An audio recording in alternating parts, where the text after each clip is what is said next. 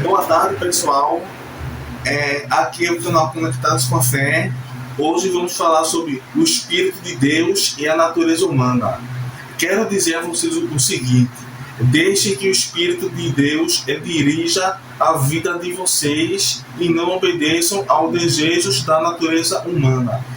Porque o que a nossa natureza humana quer é contra o que o Espírito quer. E o que o Espírito quer é contra o que a natureza humana quer.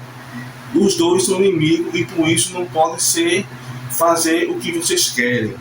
Porém, se o Espírito de Deus que guia vocês, então vocês não estão debaixo da lei. As coisas que a natureza humana produz são bem conhecidas. Elas são a imoralidade sexual, a impureza, as ações indecentes, a adoração de ídolos, as feitiçarias, as brigas, as ciumeiras, as raivas excessivas, a desunião, a divisão, as invejas e as bebedeiras, as farras e outras coisas parecidas. Essas coisas não entrarão no reino de Deus. E o Espírito de Deus produz amor, alegria, bondade, paciência, fidelidade, delicadeza, a humildade e o domínio próprio. E contra essas coisas não existe lei.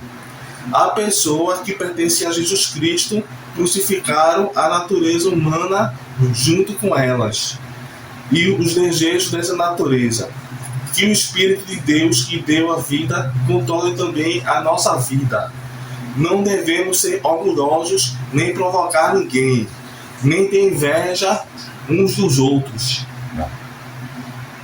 O pecado original começou com Adão e Eva, eles comendo o fruto proibido e contaminou toda a raça humana, e Deus teve que enviar Jesus Cristo para morrer por nós pecadores. O pecado original começou com Adão e Eva, eles comendo o fruto proibido e contaminou toda a raça humana. E Deus teve que enviar o seu Filho Jesus Cristo para morrer pela humanidade e morrer pelos nossos pecados. E somos salvos pela graça de Deus e misericórdias, não porque merecemos, mas pela misericórdia de Deus que nos salvou com seu Filho Jesus Cristo. Existem 3 tipos de morte: a física, a material e a eterna.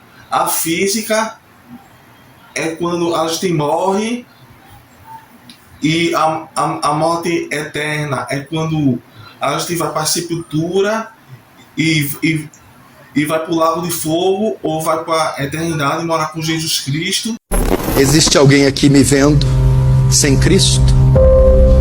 Algum desviado me ouvindo? Vivendo uma vida de fachada? Vou tentar ilustrar essa imagem. Cristo está hoje com as 2 mãos. Com uma, ele segura a ira de Deus, Pai, que quer vir à terra. E com a outra, ele estende a mão para você, pecador, dizendo: venha. Hoje ele está assim, com uma mão ele segura e refreia a ira, e com a outra estende: venha. Mas chegará um dia que as 2 serão retiradas.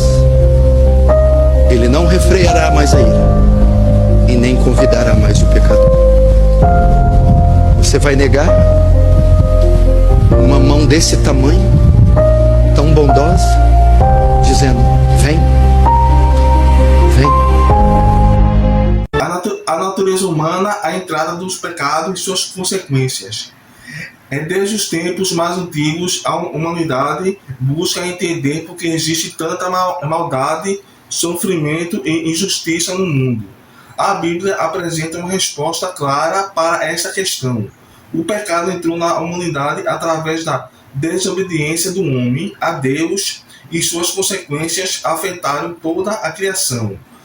Quando Deus criou o ser humano, ele fez o homem perfeito, à sua imagem e semelhança. O homem e a mulher foram criados para viverem eternamente em comunhão com Deus, desfrutando a paz e a alegria e a harmonia. No jardim do Éden não havia dor, morte e sofrimento, ou separação entre Deus e o homem. tudo era muito bom.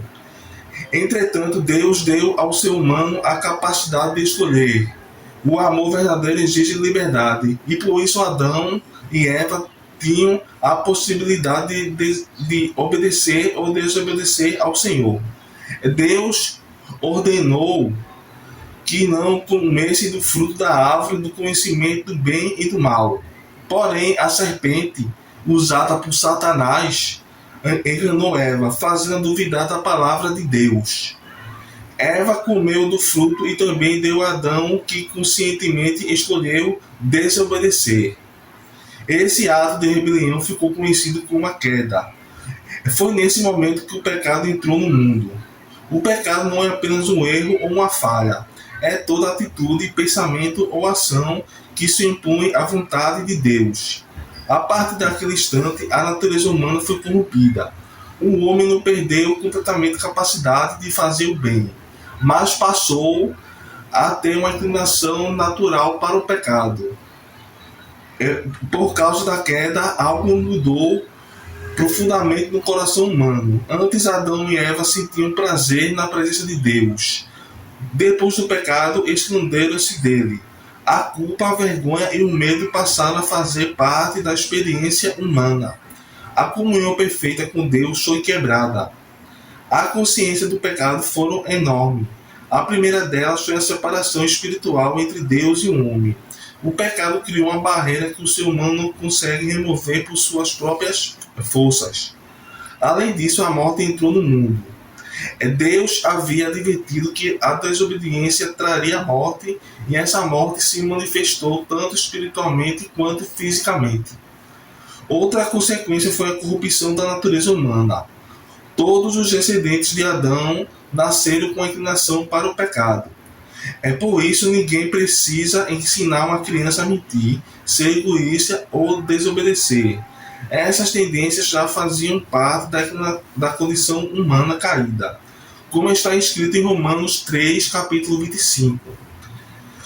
Todos pecaram e carecem da glória de Deus.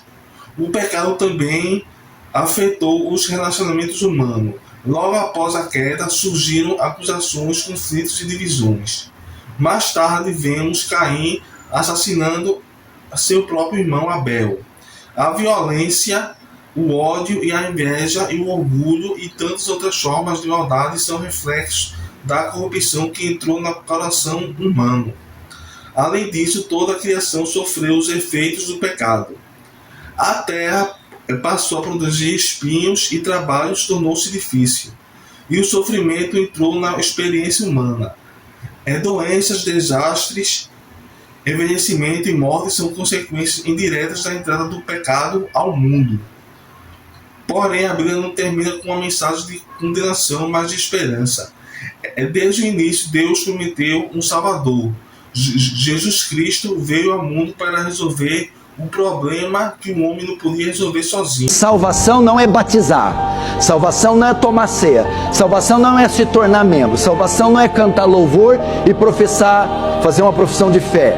Salvação é uma obra sobre-humana, transcendente, sobrenatural, que transforma um homem caído em Adão em uma nova criatura. É o que está em 2 Coríntios 5, 17. Assim, se alguém está em Cristo, nova criatura é.